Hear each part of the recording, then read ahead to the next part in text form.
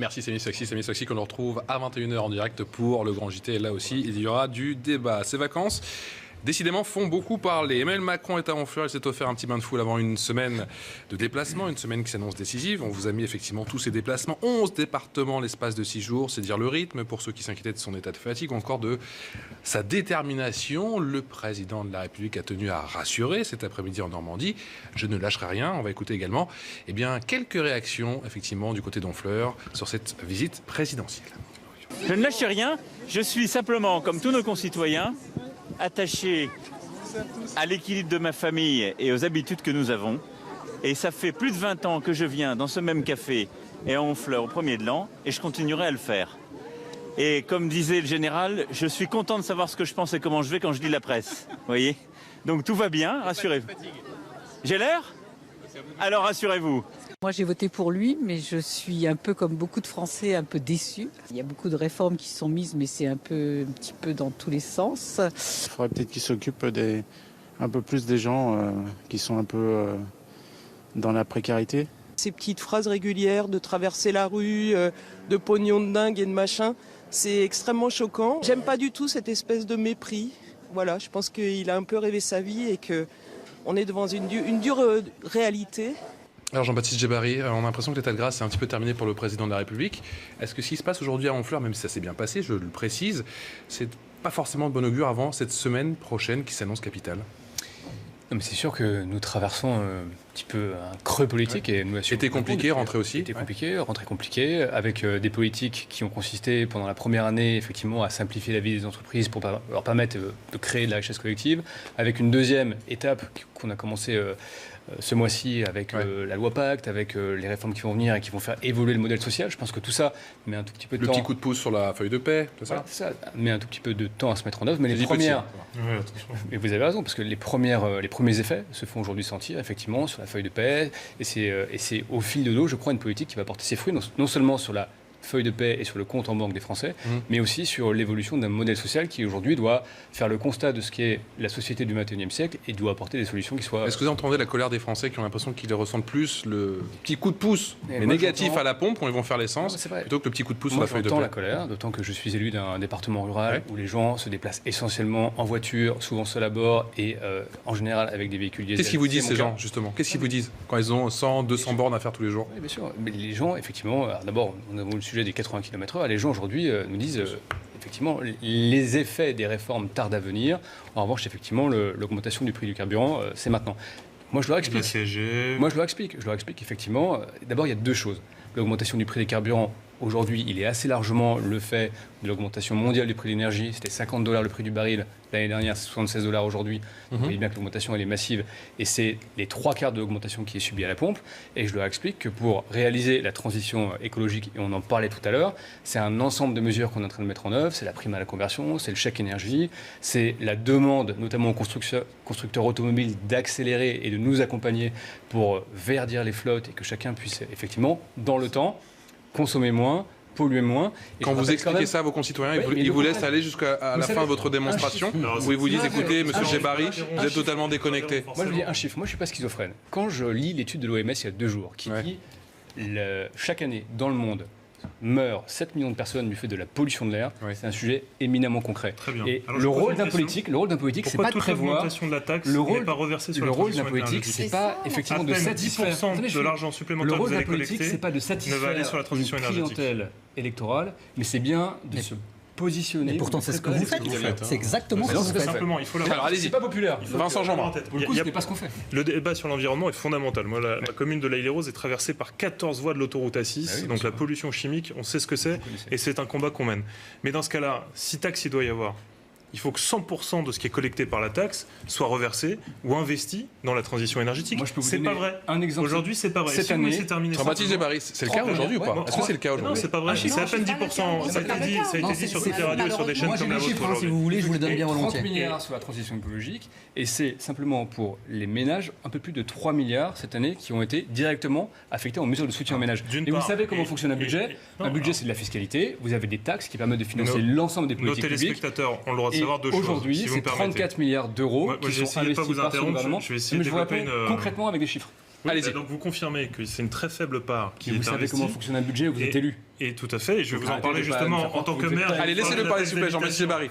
Vincent Jean, Deux allez-y. choses. La première, non seulement il y a très peu d'argent qui est consacré, et en plus une grande partie de cet argent n'est pas consacrée à la transition énergétique ou la transition écologique, elle est consacrée à maintenir des populations dans la difficulté énergétique, puisqu'une grosse partie de l'enveloppe qu'on vient d'évoquer, c'est les chèques énergie pour le gaz, pour l'électricité, pour les familles les plus modestes. Ouais. Donc ça ne participe pas à leur permettre de changer...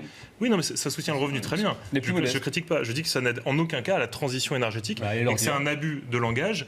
Mais je ne dis pas qu'il faut la supprimer. Je dis que vous ne pouvez pas nous faire croire que c'est une aide pour changer de mode de chauffage. Au contraire, vous avez supprimé l'aide pour changer les fenêtres, les portes, pour isoler. Vous l'avez purement et simplement supprimé. On ne peut plus avoir de crédit d'impôt quand on change ses fenêtres ou quand on change ses portes. Alors même qu'on sait que ce qui est le plus polluant... Ce crédit d'impôt sur la transition écologique... Allez-y. On a introduit cette année les chaudières à fioul, justement pour les gens qui n'ont pas d'autre choix. C'est important qu'on l'entende. On sait que c'est pas tant les voitures polluent évidemment, mais moins que le chauffage individuel. Et donc, qu'a fait le gouvernement ? A supprimé quelque chose qui coûtait cher, c'est-à-dire le crédit d'impôt pour les portes et pour les fenêtres. Qui permettent de remplacer. Je vous laisserai me répondre sans aucun problème si vous me laissez terminer. L'autre chose très importante qu'il faut que les Français entendent, c'est qu'effectivement, on donne coup de canif après coup de canif à leur pouvoir d'achat. Le président Macron s'est fait élire sur « je vais baisser vos impôts ». Et je vais notamment baisser la taxe d'habitation, voire presque aller jusqu'à la supprimer. C'est merveilleux. Donc moi, je suis maire d'une commune où effectivement, on voit disparaître la taxe d'habitation. On nous promet de la compenser à l'euro près sans nous dire quelle sera l'année de référence. Donc aujourd'hui, je ne sais pas si l'année prochaine, pour faire mon budget communal, j'aurai la taxe d'habitation que j'étais censé avoir en 2017, ou si ce sera réactualisé par rapport aux nouvelles populations que j'ai sur mon territoire. Donc c'est à l'euro près. C'est pas du tout à l'euro près, puisque pour l'instant, la dynamique de population n'est pas du tout intégrée. Allez, répondez-lui. Ce qu'il faut leur dire simplement à nos téléspectateurs, c'est que le gouvernement est tout simplement, et c'était attendu, et on l'avait dit, en train de vous reprendre d'une main ce qui vous avait promis de vous donner d'une autre. C'est la petite musique qui tourne en ce moment, Jean-Baptiste Barry. Oui, mais c'est la perception. Je vous dis, j'imagine vos concitoyens, non ? L'instrumentalisation politique, et en effet, c'est assez facile. Moi, je suis assez sidéré par le niveau de démagogie qui, sur ces sujets-là... Tout ce que j'ai dit est vrai, c'est pas de la démagogie. Non, mais c'est de la démagogie parce que, effectivement, vous instillez l'idée qu'effectivement, il y aurait une politique ambiguë. La politique que nous menons, vous avez pas augmenté ambiguë. Les prélèvements fiscaux le pouvoir d'achat, c'est depuis quoi que vous êtes élu. Allez, on va l'écouter. C'est quoi ? Le pouvoir d'achat, c'est les revenus, moins les taxes, moins l'inflation, pour le dire simplement. Les revenus, nous les augmentons en supprimant notamment les cotisations sociales, maladie, chômage. Les taxes, pour ceux qui travaillent, nous les diminuons. Et nos retraités. Les taxes, nous les diminuons. Nos retraités, la CSG. Cette année, c'est moins 6 milliards d'euros pour les ménages d'impôts en moins. Et l'inflation, nous la combattons, et c'est notamment les mesures que vous avez citées, la prime à la conversion qui est un vrai succès. Nous atteindrons les 500 000 primes à la conversion probablement au milieu de l'année 2019, alors que ça devait être prévu pour 2022. Nous allons probablement encore accélérer le dispositif. Nous avons le chèque énergie, nous avons les mesures sur le chaudière à fioul. Et moi je vous dis, est catégorique, on a perdu quasiment un point de pouvoir d'achat. Moins taxes, moins inflation. C'est l'INSEE qui le dit. On a baissé. Et c'est très concret. Notre dialogue à deux. Parlons de chiffres concrets. La taxe carbone, par exemple, la fameuse taxe qui vise à taxer les principaux pollueurs. Votée par Ségolène Royal, d'ailleurs. Je la trouve totalement. Aujourd'hui, elle permet de lever à peu près 10 milliards d'euros. C'est plus. Hein. Un peu plus de 10 milliards d'euros. Sur les 10 milliards d'euros, combien sont consacrés à la transition énergétique ? Pour le commun des mortels, pour le français moyen, si les entreprises et particuliers payent 10 milliards de taxes carbone, l'intégralité doit être utilisée pour organiser la transition écologique. Savoir comment fonctionne c'est normal, naturel. C'est quand même terrible. Hein. Non, il y a des choix. Non, vous faites semblant de ne pas savoir comment fonctionne le budget de l'État. Allez-y, s'il vous plaît, Ali Rabet. Allez-y, Ali Rabet. Allez-y. La Fondation pour la nature et l'homme, donc pas Ali Rabet, l'ex-fondation Nicolas Hulot, démontre que sur les 10 milliards de taxes carbone, seul 20% est utilisé pour financer la transition énergétique, notamment chèque énergie, etc. 80% de ce produit va dans le budget général de l'État et sert à financer quoi notamment ? 3 milliards. C'était sous Hollande. 3 milliards d'euros. Est-ce que vous savez, sur les 30 milliards de TICPE, combien vont par exemple aux collectivités ? Allez, pas tous ensemble. Je vous en supplie, s'il vous plaît, pas tous ensemble. Mais la démagogie, pas tous ensemble. Patrice Boitcher. Juste d'un mot, la démagogie, c'est ce que vous faites. Monsieur appelle la démagogie, C'est le choix volontaire du gouvernement. Il peut mettre mis en cause l'année prochaine. Moi, je serais favorable qu'on le remette en cause en 2019, par exemple. Est-ce que vous savez, c'est le choix de dire 3 milliards que vous citez, combien va aux collectivités? 3 milliards va pour financer le crédit d'impôt compétitivité emploi. Est-ce que vous savez sur les... Allez, on va écouter Christine Kelly, s'il vous plaît. Qui nous répondent. C'est dur ce soir. Allons-y, Christine Kelly. Le président de la République, c'est le président du pouvoir d'achat des super riches. Quand il donne 5 milliards d'euros... Mais c'est de la rhétorique politique. Vous faites plaisir, mais ça ne veut rien dire. De l'impôt sur la fortune chaque année, cet argent, on pourrait l'utiliser pour la transition énergétique. Il a raison. Alors, il a parfaitement raison. Moi, la question que je me pose, c'est que... J'ai l'impression, il y a feeling. Non, mais je veux dire que c'est pas seulement sous Macron que le carburant, c'est 60% de taxes. C'était sous Hollande, c'était avant. Donc arrêtons de faire du anti-Macron basique. Ça me... Le gouvernement ne peut rien faire aujourd'hui ? C'est pas que le gouvernement ne peut rien faire, mais pour que les Français puissent bien comprendre et pour que les choses puissent aller dans l'ordre. Et là, je suis d'accord avec ce qu'il dit. C'est-à-dire que oui, et avec ce que vous disiez, il faut que l'argent, les taxes puissent servir effectivement à la lutte pour l'écologie. On est d'accord. Mais soyons clairs. Déjà avant, ce n'était pas le cas. Soyons clairs. Et puis, je fais une petite parenthèse. En tant que journaliste et fine observatrice, j'observe simplement, c'est une petite parenthèse, qu'on a attendu quand même la fin du mondial de l'automobile pour faire sortir cette polémique, alors que c'était depuis le mois de mai, tout le monde criait déjà, mais à la fin, le mondial est terminé à Paris, pop, toc, toc, badam, on y va. Jean-Baptiste Djebbari, c'est parti. Super court, parce que là, j'entends quand même des choses qui mérissent un peu, qui me font bondir. Vous êtes élu. La taxe dont on parle, c'est 30 milliards d'euros, et non pas 10. Vous savez combien va aux collectivités territoriales ? Vous savez combien va aux collectivités territoriales ? La moitié. Donc arrêtez cette démagogie de dire... votre promesse de campagne sur arrêtez cette démagogie de dire que... La vérité... Vous savez très bien comment fonctionne un budget. Un budget, c'est l'ensemble des taxes et des impôts, et après vous financez des politiques publiques. Si vous faites semblant d'ignorer ça, soit vous mentez aux Français, soit vous instrumentalisez le mal-être des gens, et c'est assez minable. Jean-Baptiste Djebbari, j'aimerais une poser une question, s'il vous plaît. Ali Rabet. Ah, Jean-Baptiste Djebbari.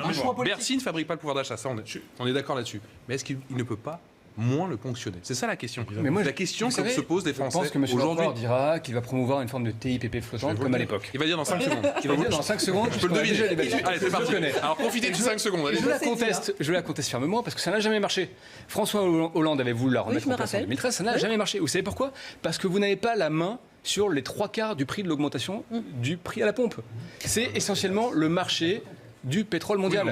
Et donc, vous allez diminuer un tout petit peu de quelques centimes, et quelques semaines plus tard, ça va réaugmenter. Et donc, qu'est-ce qui vous oblige à l'augmenter? Vous avez perdu de la recette publique. Dites-nous pourquoi vous l'avez augmenté là au 1er novembre. Vous avez perdu des recettes pour l'État, donc la capacité à faire des politiques publiques. Et deux, vous avez été obligé d'augmenter sur la baisse. Est-ce qu'on était obligé d'augmenter? Est-ce qu'on était obligé d'augmenter le prix? C'est une trajectoire qui a été votée par Ségolène Royal, que nous avons endossée. Et l'idée, c'est pas d'augmenter pour augmenter. L'idée, c'est d'augmenter pour renchérir le prix des énergies fossiles et faire la transition. Ah oui, mais 5 secondes étaient un peu longues. Vous m'avez fait le teaser, le teasing. J'aime bien que M. Djebbari soit un nouveau porte-parole de Debout la France et Nicolas Dupont-Aignan. Mais je vais quand même affiner. De surprise en surprise ce soir, décidément. Il manque un peu d'expérience, donc je vais en ce qui concerne nos idées, et je vais donc affiner le propos. Ça rassure quand même. Parce que, en fait, il n'a pas tout dit. M. Djebbari n'a pas tout dit, et moi, je ne vais pas répondre sur les chiffres. Je trouve que le débat, là, malheureusement, a été un peu inaudible pendant quelques minutes, puisque les Français qui sont devant leur téléviseur, qui nous regardent, ils savent très bien. Parce que vous n'avez pas parlé, c'est ça ? Ils savent très bien qu'ils ont perdu du pouvoir d'achat, les retraités, la CSG. Vous avez désindexé les retraites sur l'inflation, ça ne s'est jamais fait. Le pouvoir d'achat, ça ne s'est jamais fait. Sur le donc, ils savent très bien. Et ils savent très bien. S'il vous plaît, messieurs. Tous les fonctionnaires de l'INSEE mentent. Et ils savent... Tout augmente, mais les salaires n'augmentent pas. 1,6% de pouvoir d'achat cette année, c'est les chiffres de l'INSEE. Arrêtez avec les chiffres. Allez, on va s'écouter, s'il vous plaît. Écoutons Damien Lempereur, s'il vous plaît. Damien Lempereur, c'est parti. Ne vous inquiétez pas. J'étais en train d'expliquer que justement il fallait arrêter avec les chiffres, puisque les Français ont bien senti la baisse du pouvoir d'achat. Ils savent par ailleurs que vous avez fait des cadeaux, pas aux riches, aux très riches, plus de 3 milliards sur l'ISF, au total 5 milliards avec l'exit tax, la flat tax. Donc les Français savent très bien quelle est la politique que vous avez menée, et le choix finalement assez assumé, c'était votre théorie du ruissellement, qui ruisselle que dalle, qui est en échec total. Mais moi ce que je veux dire, puisque les chiffres, c'est fait pour dissimuler la réalité. Les Français ne sont pas stupides, ils savent très bien qu'ils sont en train de se faire... Vous auriez fait quoi, vous? À Debout la France, j'ai défini un populiste tout à l'heure, c'est bien ça. Vous auriez fait quoi? Vous êtes au pouvoir aujourd'hui, vous faites quoi? Ils ont compris qu'ils étaient en train de se faire avoir par ce gouvernement. Sur la taxe. Alors, ce que ne nous dit pas M. Djebbari, c'est que plus de 50% du prix de l'essence, c'est des taxes. 60%. Et 60. Allez, même 60. Et au lieu, parce que le prix justement augmente, au lieu de baisser la taxe. Par exemple, pour faire venir l'essence au niveau du diesel, on a incité les Français à acheter diesel pendant des années. Vous avez choisi d'augmenter les taxes. Depuis les 10 dernières années, sur le dernier mandat, et elle est très mauvaise. Non, je vais vous répondre sur ça. C'est 10 € de taxes sur le dernier mandat, et jusqu'en 2022, car vous avez budgété chaque année, il faut que les Français le sachent, au 1er janvier, une augmentation, ça serait 10 € de plus, uniquement sur les taxes, pour un plein moyen de 70 €. Et vous dissimulez... Et vous dissimulez... C'est difficile quand même, Patrice Boisfer, de finir un raisonnement. L'ensemble du raisonnement. Surtout quand on pas tient, seulement le financier. Je pense, le discours qu'attendent pas mal de Français. Peut-être pas une majorité, mais en tout cas des millions de Français qui ont voté pour nous. Et pour justifier cette hausse de taxes, vous prenez l'alibi écologique. Et bien moi, je dis que c'est un mensonge et que c'est une manipulation. Et je vais vous le dire très simplement. Parce que je réponds que vous ne vous attaquez pas à la Chine. Les supertankers, ces gros cargos qui amènent des cargaisons de produits qui viennent de Chine, sur l'esclavage humain et sur la pollution. Ils polluent autant un supertanker que 20 millions de voitures. Ils ne taxent pas les supertankers. L'essence, le kérosène dans les avions, les jets privés, il n'est pas taxé. Et par ailleurs... Les grands groupes, par ailleurs. Et les grands groupes, par ailleurs, ne sont pas taxés. Donc vous taxez les gens qui travaillent, qui ont besoin de leur voiture pour se déplacer, ceux qui sont prisonniers, et vous ne taxez pas la Chine. La Chine pollue autant en une année que la France en une journée. Vous, la France, la génération qui sont d'accord, c'est la première fois que Arrêtez de culpabiliser les Français. Vous entendez quand même ces arguments de Debout la France, espoir de génération et même... Vous augmentez les impôts, mais vous ne l'assumez pas. La révolution écologique, il faut la faire au niveau de... Ce que vous faites, c'est la confusion des sujets. Mais j'ai pas fait de la confusion. Quand vous parlez par exemple de l'aérien, c'est vrai que l'aérien, c'est un secteur qui est exonéré parce qu'on n'a jamais su se mettre d'accord sur une régulation mondiale. C'est une carence. On ne fait pas assez de biocarburants en aviation. C'est une carence. Mais c'est pas une raison pour taxer les Français qui travaillent avec leur voiture. C'est qu'on peut pointer les carences mondiales. On peut dire qu'on doit progresser dessus. Et pour vous essayez d'échapper à la réalité. On peut ne pas être démago sur ce qu'est la transition écologique. Et vous êtes démago là-dessus. Non, parce que vous n'apportez aucune réponse, par exemple, sur la pollution de l'air dans les métropoles. J'invite les téléspectateurs à aller sur le site internet de Debout la France. Il y a des milliers de solutions. Vous êtes incohérent sur le fait de dire. Alors qu'est-ce que vous faites sur... Vous savez très bien que les énergies fossiles aujourd'hui, donc les carburants et éventuellement le chauffage, ça pollue. Parlez de l'Allemagne aussi, les centrales au charbon en Allemagne. Qu'est-ce que vous faites ? Vous n'en parlez pas de l'Allemagne. Qu'est-ce que vous faites pour désinciter les gens à quelque part... on ne les taxe pas. On ne fait pas de l'écologie punitive. Donc vous subventionnez le diesel, par exemple. Mais pas du tout. Par exemple, déjà, le premier truc que vous devez faire, déjà, nous, si on est au pouvoir, c'est la question de Patrice, on annule vos augmentations de taxes. Ensuite, deuxième objectif. Je vois pas comment ça ressemble à une politique écologique. Il faut déjà, dans un premier temps, faire venir le niveau de l'essence au niveau du diesel pour quand même inciter les gens à venir plus par l'essence. Non. Et ensuite, on met en œuvre un système qui fait en sorte que lorsque le prix du pétrole augmente, on va baisser les taxes pour que justement les Français n'en souffrent pas. Mais ça, cette situation-là est très marginale par rapport à l'enjeu écologique. Je vous rappelle que la Chine pollue en un an. Ça ne marche pas parce que le prix des carburants fossiles, ce n'est pas un prix français. Ce n'est pas un prix français, c'est un prix qui est assez largement déterminé. Vous parlez toujours du prix de l'essence, je vous parle des taxes. On est dans un tropisme là où on se dit, on fait une courbe, on va augmenter au fur et à mesure le prix du carburant fossile, et on est dans la même logique que pour les cigarettes. Moi j'attends toujours des propositions. Le problème c'est que ça ne fonctionne pas bien. Tout le monde le fait. On va écouter Vincent Jean. Moi je suis prêt à débattre d'une taxe de transition écologique, mais à condition que 100% du produit de la taxe soit reversé à l'investissement. Et la génération est d'accord avec l'UMP, vous voyez ? Magnifique. On a quelques convergences. Oui, mais dans ce cas-là, vous privez des génération bien hybride. C'est parfait. Il suffisait de ne pas nous piquer la taxe d'habitation et vous n'aviez pas à la financer de manière détournée avec des fausses excuses, notamment l'environnement. L'environnement mérite beaucoup mieux, c'est un sujet tellement important, mérite infiniment mieux. On parlait mieux que ressortir une TIPP flottante qui n'a jamais marché. Je n'ai pas proposé une TIPP flottante. Je dis simplement que, on en parlait tout à l'heure, vous êtes moins accompagnant sur le fait d'isoler les maisons. On a des énergies renouvelables comme la géothermie qui sont quasiment menacées aujourd'hui par les règles que vous allez mettre en place. Donc il faut défendre les énergies renouvelables et en investissant dedans. Et ces flux financiers, on ne les voit pas aujourd'hui. Et en tant que ville, en tant que commune, puisque vous m'interpellez là-dessus, on n'est pas spécialement aidé. Moi, je vous invite quand même à regarder ce que nous faisons réellement. Parce que on parlait d'Europe tout à l'heure. L'Europe nous aide plus à rendre plus développement durable nos bâtiments publics et nos communes. Moi, j'entends ne le fait le gouvernement. Allez, la réponse de Jean-Baptiste Djebbari. Très rapidement, qui est tout seul. On rappelle vos arguments, mais la réalité, c'est quand même que sur la transition écologique, sur le quinquennat, c'est 20 milliards d'euros. Sur les 47 milliards du grand plan d'investissement, c'est 20 milliards d'euros. qui sont mobilisés pour la transition énergétique. C'est 10 milliards d'euros sur la rénovation énergétique des bâtiments. C'est le fait de pouvoir demain rénover vos chaudières à fioul qui aujourd'hui consomment beaucoup. Et c'est l'ensemble des mesures. C'est insuffisant parce que c'est pour culpabiliser les Français. Ce n'est qu'une partie du produit des taxes 750 000 logements par an. Nous allons, d'ici la fin du quinquennat, interdire les passoires thermiques. Donc toute cette politique que vous appelez de vos voeux. C'est intéressant. Vous pourriez mettre davantage le paquet si vous décidiez de flécher 100% de taxes. On va empêcher les gens de. On va pas vous mettre d'accord très clairement ce soir. J'ai une dernière question à vous poser sur ce sujet à tous les 5 et j'aimerais, Jean-Baptiste Djebbari, vous faire écouter cette séquence. Elle est signée, désolé, François Ruffin. Et là, avec cette taxe carbone, dans une grande injustice, on va faire les poches des gens qui habitent dans les campagnes sur leur plein d'essence, et dans le même temps, on remplit celles qui bénéficient de la suppression de l'impôt sur la fortune pour les actionnaires ou du crédit impôt compétitivité emploi. Il y a là quelque chose qui est profondément injuste. Si je comprends bien, le 17 novembre, c'est la bonne? Il y aura du monde dans la rue cette fois? Je pense que c'est pas... J'ai vu que les syndicats se désolidarisaient, par exemple, de cette initiative. Moi, ce que je comprends, et à Trappes, par exemple, dans ma ville, à Trappes, où beaucoup de gens sont obligés de faire un plein par semaine pour aller travailler à Paris. Ou en proche... il y a un peu d'embouteillage, donc ça et par ailleurs, passent 1 heure dans leur voiture, dans les bouchons, 1 heure le matin, 1 heure le soir au minimum. Vous voyez concrètement, à Trappes, par exemple, dans ma ville, la précarité énergétique, on sait ce que c'est. Quand on voit des gens qui ont acheté un logement, qui se sont saignés pour pouvoir payer leur logement, mais qui ne peuvent pas payer leur chauffage comme il le faut, qui vivent dans le froid en hiver, et on y rentre là.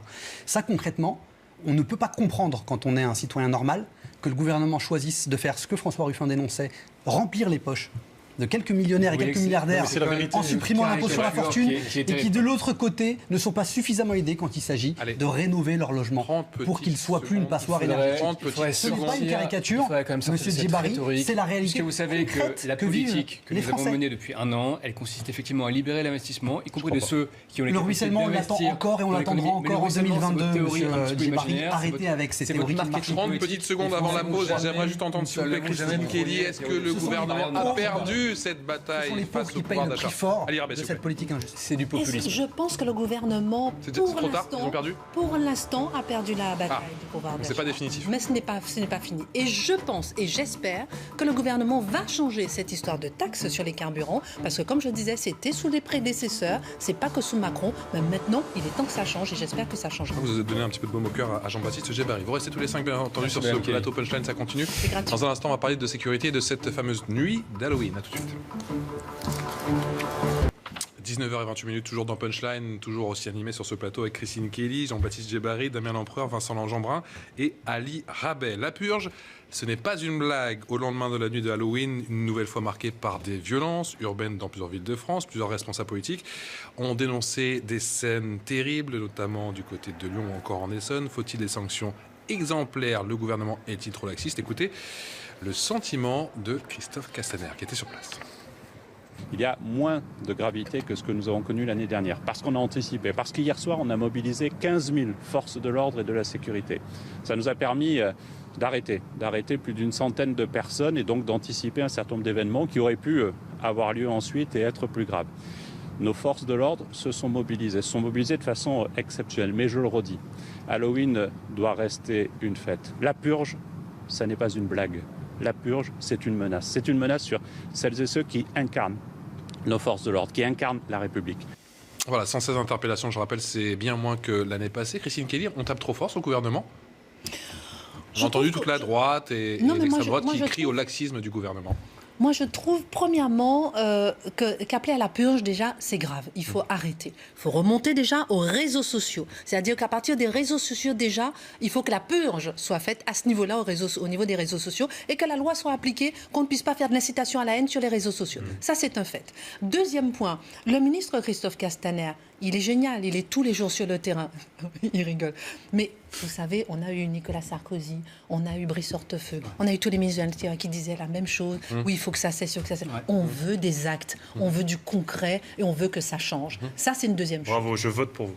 Votez pour moi, absolument. Mais je suis d'accord. Troisième point. Nicolas Sarkozy qui avait diminué de 12 000 oui, les Nicolas policiers, Sarkozy les disait, etc. Troisième et dernier point, après je vais vous laisser la parole, messieurs, c'est que moi, ce qui me choque aujourd'hui, c'est qu'avant, Halloween n'était pas vraiment une une fête non plus. Halloween devient de plus en plus une fête et devient de plus en plus une nuit de violence. Qu'est-ce qu'on peut constater ?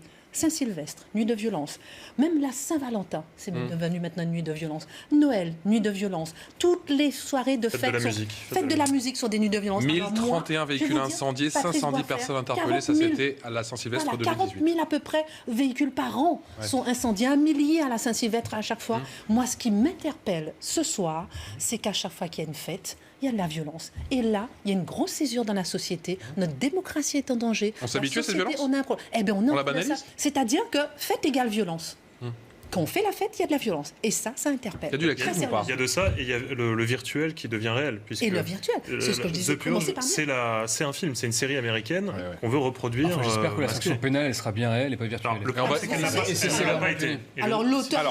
Alors Jean-Baptiste Djebari, justement. Il va être traduit, je crois, au tribunal correctionnel de Grenoble. Oui, mais alors lui, il a passé sa soirée tranquillement chez lui, à Grenoble. Oui, d'accord. Mais lui, aujourd'hui, il encourt quand même 5 ans de prison et 45 000 euros d'amende. Il n'a pas dû avoir de comparution immédiate sur ce sujet. Pourquoi est-ce qu'il n'y a pas eu de comparution immédiate ? Et surtout, pourquoi est-ce qu'il est poursuivi pour le motif de provocation ? Attention, provocation non suivie des faits. Je crois qu'il est poursuivi J'ai confiance en la justice, mais j'espère que la justice pour incitation publique va à la commission de crime ou de délit. Alors, Jean-Baptiste Djebari. 45 000 euros d'amende, 5 ans de prison possiblement. Donc je crois que la justice dira... Provocation non suivie des faits ? La justice dira ce qu'elle a à dire sur ce sujet. J'espère bien. Moi, j'observe deux choses. Confiance à la justice. D'abord, sur effectivement les événements d'hier soir. Il y a eu une anticipation des forces de police. Le dispositif était à la hauteur ? Le dispositif, semble-t-il, était à la hauteur, puisqu'elle a permis d'arrêter environ 115 personnes qui s'apprêtaient ou qui ont commis des faits délictuels pour lesquels ils seront jugés. Vous avez vu la vidéo sur le tramway à Metz ou pas ? J'ajoute qu'en termes de politique sécuritaire... Là, on n'a pas le sentiment que c'est à la hauteur. En termes de politique sécuritaire, nous menons à la fois une politique de renforcement des effectifs, c'est 2500 policiers et gendarmes cette année qui vont être financés en plus, c'est 10 000 sur le quinquennat. Votre parti, avec Nicolas Sarkozy entre 2007 et 2012, avait supprimé 12 500. Ça, vous ne pouvez pas le nier, Vincent Jeanbrun. C'est factuel. Je le nie pas, mais le passage de Nicolas Sarkozy, les policiers en parlent encore aujourd'hui. Pour finir d'un mot, j'ajoute que notre politique, elle n'est pas seulement sécuritaire, même si c'est important, elle est aussi éducative. C'est le dédoublement des classes dans les REP et REP+, pour combattre un petit peu, pour endiguer, extrêmement important. Elle est aussi une politique du logement, de rénovation urbaine, et elle est aussi une politique qui vise à promouvoir de l'emploi local, et c'est notamment le cas des emplois francs. Donc cette politique, elle est globale, et je pense qu'elle aura des effets qui seront extrêmement... Politique globale, mais trop laxiste. Au fil des mois qui viennent. Oui, bien sûr, trop laxiste. Je ne sais pas si la purge n'est pas une blague, nous dit le ministre. J'ai bien peur que sa politique soit une blague, car on n'est pas du tout à la hauteur des enjeux. Il vient d'arriver. Oui, mais il succède à quelqu'un qui n'a aussi malheureusement pas pris les mesures, et qui pourtant... Donc c'est la faute à Collomb. Gérard Collomb, c'est la faute, et là c'est très juste de dire que l'UMP c'était pareil, un peu comme sur l'essence d'ailleurs. On a eu une alternance catastrophique depuis maintenant plus de 30 ans. Gérard Collomb a quand même dit, en partant, en quittant le ministère, que la situation était très grave, que les gens vivaient maintenant face à face, et qu'il était très inquiet pour l'avenir du pays. La réalité, c'est que Castaner ne prend aucune mesure. Les policiers qui nous écoutent savent très bien qu'ils n'ont pas les moyens d'agir. Aujourd'hui, l'impunité... Je finis juste, l'impunité est totale. Les gens qui étaient dans la rue pour Halloween, mais en réalité c'est un prétexte, car il y a des violences tous les soirs, 40 000 voitures chaque année, savent très bien qu'ils ne risquent rien, en particulier les mineurs. Et donc il va falloir renverser l'échelle des valeurs, il va falloir remettre la terreur du côté des délinquants et faire en sorte que les policiers puissent faire leur travail. Ça passe par quoi ? Ça passe par des moyens et par une réforme pénale. Aujourd'hui, les peines ne sont pas appliquées. On a entendu 4 fois plus que les mineurs. Non, mais vous êtes toujours... Vous n'allez pas répondre, Jean-Baptiste Djebari, dans un instant. On va écouter justement, parce qu'il n'y a pas de policiers sur ce plateau. C'est ce que je vote. On va les écouter, Jean-Baptiste Djebari, ces policiers, justement. Regardez, ils étaient sur le plateau de CNews aujourd'hui, les syndicats qui sont montés au créneau, ils sont carbo. Mais bien sûr. Quotidiennement, vous avez des policiers qui sont blessés dans l'exercice de leur mission. Et les policiers, si vous voulez, sont fatigués. On a rappelé des policiers qui étaient de repos hier. Donc, à trop tirer sur la corde, ça ne va pas. C'est pour ça que là-dessus, il faut vraiment que le ministère, au-delà des belles paroles, prenne les mesures qui s'imposent. Le problème, c'est qu'on est écouté, mais pas entendu. Les policiers sont sur les rotules. Alors oui, vous allez me dire, il y a certains syndicats qui sont en campagne en ce moment dans la police, mais non. Plus 10 000 policiers gendarmes sur quinquennat. Et cette année, on a voté un budget de la sécurité au sens large en hausse de 3,5%. Les autres ministères, c'est 0,8%. On fait un effort considérable sur les équipements, c'est pas assez. Sur la politique immobilière. Nous faisons un effort considérable. Qu'est-ce qu'ils vous disent dans votre circonscription, les policiers ? Nous mettons en place la police de sécurité du quotidien. Nous avons toutes les mesures. Là-dessus, en tant que maire, je peux vous confirmer, je vous en parlais l'autre jour. Nous avons toutes les mesures complémentaires. C'est super, vous savez ce que j'ai appris ? C'est que c'est sans effectifs supplémentaires. On enlève 2 agents de la BAC pour les mettre en journée de 14h. Expliquez-nous comment ça se passe à l'Île-et-Rose. Typiquement dans mon quartier, on nous dit super bonne nouvelle, vous allez avoir une BSQ, une brigade de la sécurité du quotidien. Moi, franchement génial, et je le saluais sur ce plateau l'autre jour. Je suis rentré dans le détail suite au débat d'ailleurs. L'autre jour, c'était il y a une semaine. Il y a une semaine. Et effectivement, la réalité, quelle est-elle? Elle est que j'avais ce qu'on appelle des baqueux, des types vraiment terrain, capables d'aller au contact quand les situations sont difficiles. Et sur ma commune, j'ai 2 quartiers qui sont particulièrement difficiles. Et donc des brigades qui intervenaient vraiment au plus chaud, c'est-à-dire notamment la nuit, en soirée et le week-end. Là, la BSQ, ce sera un équipage de police dans une voiture sérigraphiée de 14h à 22h le soir, en semaine uniquement. Or, on sait très bien que les échauffourées commencent à partir de bien après 22h et plutôt le week-end. Et donc, là où j'étais très Jean-Baptiste Djebari, c'est pas 14h les échauffourées. C'est déjà un début. Les bagarres de bande, c'est rarement à 14-15h. Moi, j'étais très enthousiaste sur les BSQ, sincèrement. Je suis déçu d'apprendre que c'est à effectif constant. Et donc, en fait, j'ai eu l'occasion de tourner avec la BAC à Limoges pendant toute une nuit pour effectivement voir quels étaient les effets de notre politique, mais d'ailleurs pas que de la nôtre, parce qu'il y a eu beaucoup d'améliorations, notamment à l'époque de Bernard Cazeneuve, pour améliorer les équipements de la BAC, et nous avons poursuivi cette politique. Donc, je ne connais pas votre situation locale, mais en tout cas, ce que je constate, c'est que notamment sur les équipements d'intervention, et notamment pour la BAC, les choses vont quand même plutôt mieux, et que l'ensemble de la politique que j'ai expliquée et que nous menons vise quand même à renforcer à la fois les effectifs et les équipements et les moyens d'intervention de l'ensemble des forces de sécurité. Ce qui est quand même terrible, c'est que là on a une séquence, on a un ministre qui se réjouit. Oui, c'était moins pire que l'année dernière. Déjà, si ça avait été vrai... L'année dernière, il n'y avait pas d'acide, on n'avait pas jeté de l'acide. Donc les chiffres, derrière les chiffres, chacun, c'est la violence des actes qui est beaucoup plus... Combien de poubelles, combien de voitures brûlées, combien d'abris de bus caillassés. Je pense que ceux qui nous regardent, s'ils ne l'ont pas déjà vu, allez sur Twitter, allez regarder les vidéos où vous avez un arrêt de tram à Metz qui est massacré par une bande de jeunes. Oui, et en même temps, certains vont vous dire, Vincent Jeanbrun, que c'est bien moins que pendant la Saint-Sylvestre. On était préparés, mais on n'était pas préparés par rapport à Saint-Sylvestre. On n'est pas préparés. Quand vous avez 50 gamins qui cassent tout ce qui est cassable autour d'eux, qui envoient des pétards sur le tramway, c'est purement scandaleux. On n'était pas prêts. Je ne dis pas que c'était facile de se préparer, mais je dis on n'était pas prêts. Et par ailleurs, je rebondis sur ce qui a été dit tout à l'heure, vous avez raison de dire qu'on ne peut pas parler de ces faits-là uniquement quand on est au moment d'une fête. C'est tous les soirs que nos quartiers, que nos centres-villes sont pris d'assaut. Comment ça se passe à Trappes-à-l'Irabet? Absolument. Que vous disent les forces de l'ordre à Trappes-à-l'Irabet? Les forces de l'ordre, mais pas uniquement d'ailleurs. Les sapeurs-pompiers, de plus en plus, se font caillasser. C'est arrivé encore récemment dans ma ville. Et c'est particulièrement insupportable. Les journalistes aussi. Parce qu'on se met... mettez-vous, chacun a une mère, un père, quelqu'un dans sa famille, son fils, qui peut avoir besoin des pompiers. Et si l'intervention est retardée, ne serait-ce que de 10 minutes, parce que des voyous, parce qu'il n'y a pas d'autre terme, qui permettent de caillasser les pompiers en intervention, ça devient particulièrement inquiétant. En revanche, j'aimerais qu'on élargisse le focus. Il n'y a pas que Halloween, il n'y a pas que les poubelles et les voitures incendiées. Moi, je visite régulièrement le commissariat de police dans ma ville, par exemple. Si vous voyez les conditions de travail des agents de police dans leur bureau, vous auriez honte de la République.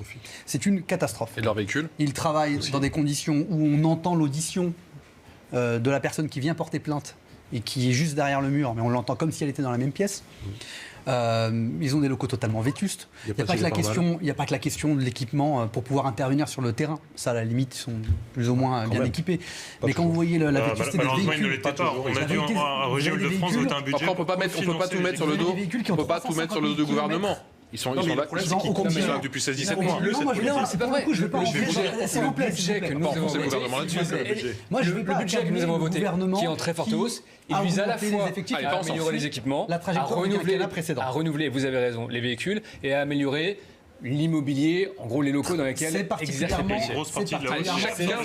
Chacun son tour, s'il vous plaît. Jean-Baptiste Djebari. Qu'on ait, et je termine là-dessus, dans ma ville par exemple, des effectifs supplémentaires effectivement qui se baladent toute l'année sur le terrain. Alors je ne vais pas reprendre la caricature que vous venez de faire sur les horaires 14h, 22h pour les policiers de la sécurité du quotidien, mais il y en a aussi besoin. Parce qu'en fait, c'est parce qu'on se balade à 14h, parce qu'on discute avec les commerçants, parce qu'on discute avec les riverains, on peut identifier par exemple celui qui la veille aura caillassé un équipage de la BAC. Sincèrement, ça devrait être un combat collectif. Je vais faire plaisir pour conclure à M. Djebari en disant, puisque vous m'interrogez là-dessus, c'est des effectifs supplémentaires que nous avons récemment accueillis, qui viennent renforcer les équipages qui tournaient très insuffisants sur la ville de Trappes jusque-là. Donc j'attends de voir le résultat sur le terrain. terrain dans les prochains mois. Donc tout le monde est d'accord plus ou moins sur le constat. Le problème, c'est que tous ne proposent pas des solutions. Il faut par exemple en finir avec l'ordonnance qui date de 45 mais qui a été révisée, mais qui fait qu'aujourd'hui, quand on est mineur, ils savent qu'ils risquent rien, qu'ils n'iront pas en prison et qu'on va en prison après 40, 50 délits. Moi, je pense au contraire qu'il faut une sanction rapide, adaptée. Par exemple, dans des centres éducatifs fermés, il ne s'agit pas de mélanger avec des délinquants chevronnés, mais aujourd'hui, on va en prison trop tard et il n'y a pas de sanction immédiate. Donc c'est le sentiment d'impunité. Il faut des peines planchées quand on s'en prend, et ça, il ne le propose pas non plus à l'UMP. Il faut s'inspirer des peines planchées. Vous qui nous avez parlé des États-Unis tout à l'heure, il faut s'inspirer des États-Unis par rapport aux mineurs. Je suis interpellé là-dessus, si vous me permettez de vous répondre. Valérie Pécresse a proposé de doubler les peines dans les quartiers difficiles, dans les quartiers à forte criminalité. Dans les quartiers difficiles, c'est partout. C'est partout. Il faut des peines planchées. Là où la récidive est une culture, non, c'est la discrimination. Non, je suis radicalement opposé à cette mesure. C'est factuel. Là, vous avez des situations extrêmement difficiles. J'avais 3 mesures, je peux même pas en proposer une. Il faut des peines planchées quand on s'attaque à un gendarme, à un pompier, à un ambulancier. On va en prison. Oui, mais ce n'est pas appliqué par les juges. Et comme les juges sont parfois trop laxistes en matière pénale, il faut changer la loi. Il faut un couvre-feu dans certains quartiers pour les mineurs. Et dans la politique de vous rêvez d'une société franchement en plein couvre-feu, etc. Il faut un petit droit de réponse. Il reste 20 secondes. Je suis désolé, s'il vous plaît, pour Jean-Baptiste Djebari. Droit de réponse pour Jean-Baptiste Djebari. Pas du tout que la sécurité. Vous n'allez pas assez loin. Je crois pas du tout que la sécurité ce soit que les forces de l'ordre. La sécurité, in fine, c'est aussi l'éducation. C'est aussi les conditions de vie d'environnement. C'est aussi la justice. L'auteur du mouvement La Purge est dehors et il n'a pas été mis en prison. Et il a même pu faire un snatch-up en disant tout va bien pour moi, j'ai le sourire. Jean-Baptiste Djebari, allez-y. Nous allons voter effectivement une loi à compter de janvier prochain sur l'échelle des peines, sur le sens des peines. C'est la justice. Il faut durcir. C'est la sécurité, c'est l'éducation, c'est le logement et c'est d'une manière générale les conditions de vie et le rapport à la population. Et les policiers ont un rôle de contact, de proximité. Vous entendez la petite musique de punchline, c'est la fin, 20 secondes. Christine, pour terminer, pour clouter sur le sujet. Oui, je reviens à ce que je disais tout à l'heure. Fête qui rime avec défaite, justement, qu'on a vu, moi ça m'interpelle profondément. Justement, on revient à ce qu'on disait sur l'éducation. Il y a vraiment quelque chose qui se passe dans notre société et il faut être attentif. 21h, c'est Miss Faxi dans le Grand JT et dans un instant, Pascal Pro pour 20h Foot. Excellente soirée. Merci à tous les 5. Merci.